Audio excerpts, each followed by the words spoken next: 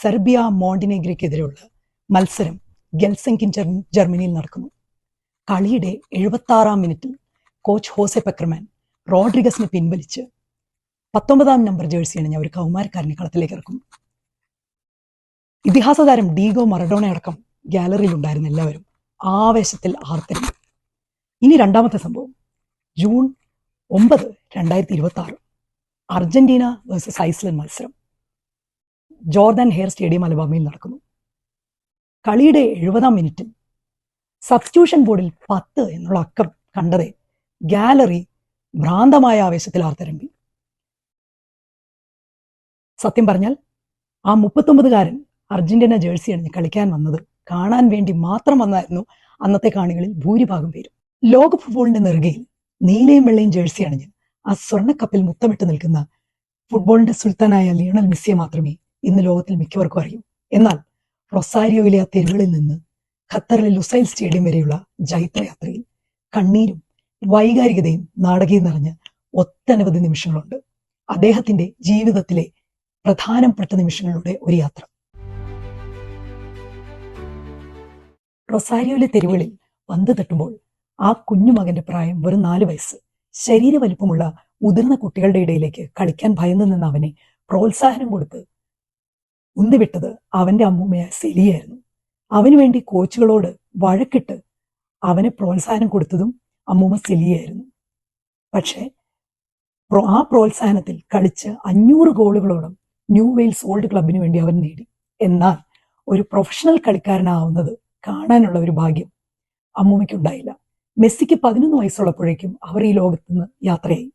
ഇന്ന് ഓരോ മത്സരത്തിൽ ഓരോ ഗോൾ അടിക്കുമ്പോഴും ആകാശത്തേക്ക് കൈപ്പത്തികൾ ഉയർത്തി കൃതജ്ഞതയോടെ നോക്കുന്ന മെസ്സി ഏതോ ഒരു ലോകത്തിൽ നിന്ന് തന്നെ അനുഗ്രഹിക്കുന്ന തന്റെ കളി കാണുന്ന ആ അമ്മൂമ്മ സെലിയോടുള്ള ഒരു കൃതജ്ഞതാ സമർപ്പണമാണ്.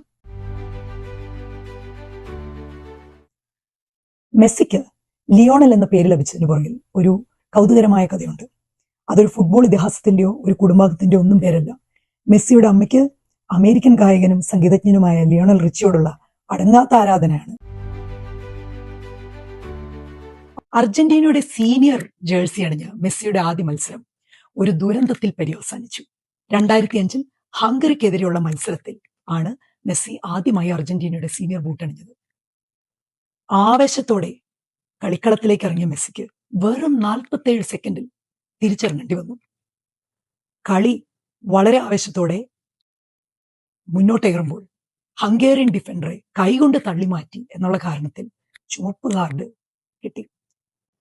ആദ്യ മത്സരത്തിൽ 1 മിനിറ്റ് തികയ്ക്കും മുമ്പേ കണ്ണീരോടെ കളിക്കളം വിട്ട് ഡ്രസ്സിംഗ് റൂമിലിരുന്ന് വിതുമ്പിക്കരഞ്ഞ ആ കൗമാരക്കാരൻ അന്ന് 47 സെക്കൻഡിൽ സ്വപ്നങ്ങൾ തകർന്നടിഞ്ഞ ആ കൗമാരക്കാരനിൽ നിന്നാണ് ഇന്ന് ലോകം കണ്ട ഫുട്ബോളിന്റെ മിസ്സിഹായായ മെസ്സി എന്നുള്ള ആ ഇതിഹാസത്തിലേക്കുള്ള യാത്ര.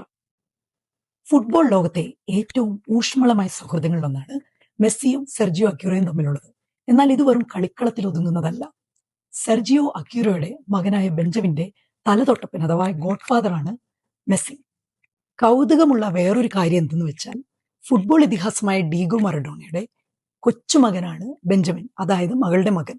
അങ്ങനെ ഡീഗോ മറഡോണയുടെ ചോരയും മെസ്സിയുടെ കാവലും ഒത്തുചേർന്ന ഒരു അപൂർവ ഫുട്ബോൾ ബന്ധം ആ കുടുംബത്തിനുണ്ട്. ഒരു കഷ്ണം നാപ്കിൻ പേപ്പറിലെ കരാറിൽ തുടങ്ങി അരങ്ങേറ്റ മത്സരത്തിലെ ചുവപ്പ് കാർഡിന്റെ കണ്ണീരും താണ്ടി ഇന്ന് ലോക ഫുട്ബോളിന്റെ നെറുകയിൽ മുത്തമിട്ട് നിൽക്കുന്ന ലിയോണൽ മെസ്സി, നിങ്ങളുടെ ജീവിതം എല്ലാവർക്കും ഒരു പ്രചോദനമാണ്. നന്ദി മെസ്സി, നന്ദി.